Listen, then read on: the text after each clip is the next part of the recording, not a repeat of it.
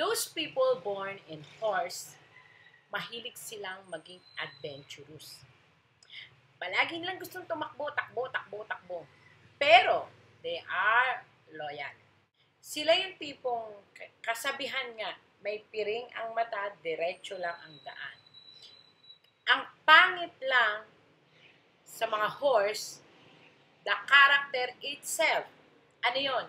Masyado silang may piring, kahit marami na nagsasabi sa paligid, uy, uy, uy, uy, uy, sandali lang, preno ka. Sila dire-diretso kasi yun ang nakikita ng daan nila. So, ano ang dapat gawin ng mga horse? Kayo yung mga tao na kinakailangan makinig sa payo ng nakakarami. Yung kung 10, 15, mahina pa, hanap ka pa ng 20 idea, opinion, payo. Ngayon, pag basi-basihan mo yun, huwag kang bulag sa daang nakikita mo. Because sometimes the road that you wanted to walk in, sometimes sa dulo pala noon ay may bangin. At yung bangin na yon, kapag nandun ka na, one step forward, hulog ka. So, napaka-dangerous ng buhay kapag hindi nakikinig sa mga opinyon. At yan ay karakter ng mga taong ipinanganak sa Year of the Horse. Ano ang kinalaman mo sa Year of the Monkey? Ang Year of the Monkey, dahil nga siya ay mapaglaro, ikaw naman ay mahilig tumakbo, aba ay maghahabulan kayo. Baka mamaya ang negosyo mong tubig, nakita mo lang na kaunting mapaglaro ang flow, wala pang 1 buwan, wala pang ilang buwan, ay ayoko niyan, takbo na naman ako rito. Panibagong piring, tapos hindi mo na ngayon mababalikan. So, hindi ka po pwedeng magdala-dalawa ngayon kung hindi mo kayang i-focus sa isang daan lang.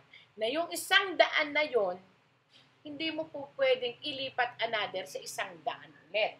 Kaya kinakailangan maraming opinion kasi sometimes, yun nga, ang iyong dinadaanan ang magbibigay din ng kapahamakan dahil hindi mo siya nakita, hindi mo siya napursi dahil ikaw straight lang.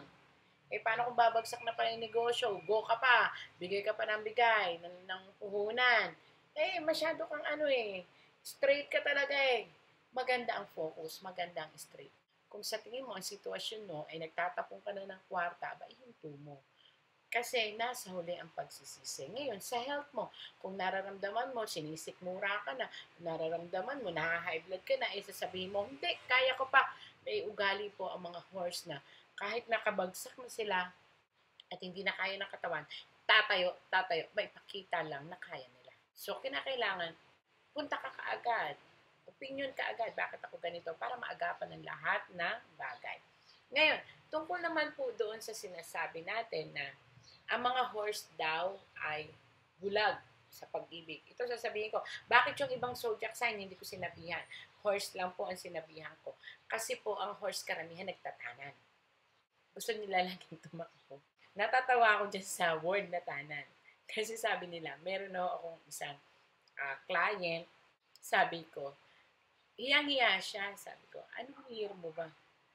Sabi, ganon. Hindi daw siya magtatanan kasi out of the way ng utak niya ang ganong tanan. Gusto niya talagang diretsa. Sabi ko nga sa kanya, di sige, ako, bumabasa lang ako ng karakter. Depende sa nakikita ko. So, hindi ko lahat nilalahat. Pero one time, almost 3 po sa kanila o 4, 5 is nagpakasal. Yung isa, nagtanan. Lumayo. Nagpakita na lang. Siguro mga ilang buwan na. Malakas na loob nila. Yung isa naman, umalis sila pareho. Nagpaalam pero hindi bumalik. Bumalik na lang sila, may deposit na. So, parang tanan na rin. So, sabi ko nga sa kanila, may 2 na lang akong experiment. The other one is, nag-abroad, sumunod yung isa. So, parang doon sila nagpakasal. So, parang hindi naman tanan, pero laging palayo. Diba? Palayo. Yun namang isang sitwasyon, nasa isang lugar lang sila, pero nag-move sila ng bahay, nag-live-in sila, without knowing the parents. So, parang kung tutuusin mo, laging ang takbo is patakbo talaga. Palayo sa iba at pasama sa laging joint. So, ang payo ko ngayon, lahat ng mga zodiac sign po ito lahat. May kayo man ay snake, rat, or ngayong year na to, wag naman sanang pumatak tayo sa tahanan. Kasi ang year na to po, na paglaro sa mga nagmamahal. Baka mamaya ang akala nyo, ang pagmamahal nyo ay tunay, yun pala, um, mapanlin lang minsan ang ating puso. Kung ano ang nakikita natin, akala nila yun na yun. Pero kapag on the actual situation na, parang, yun ko na. So sana, pakaisipin natin na huwag tayong sumabay sa mapaglarong matchin. Sumabay tayo sa matalinong matchin. Dahil pag sumabay tayo sa matalinong matchin, lahat ng bagay pinag-iisipan. Especially the horse, Yan. Huwag masyadong matigas ang ulo pagdating sa pag-ibig at mahirap. Baka swertihin ka sa buhay pagkatapos ang maging kapartner mo naman ang bubugbog. Kapartner mo naman ay isang biro mo lang, parang magkaaway na kayo, di ba? Kasi kinakailangan mo rin, lahat po ng zodiac sign to kinakailangan mo to become a successful person, you have to choose your partner in life. Hindi na po ito sa feng shui or sa realidad ng buhay. Kailangan mong pag-aralan kung sino at ano ang gusto mong kasama at kung kaya niyang tanggapin ang pinakapangit sa buong pagkatao mo. Kasi isa yang parte ng buhay natin.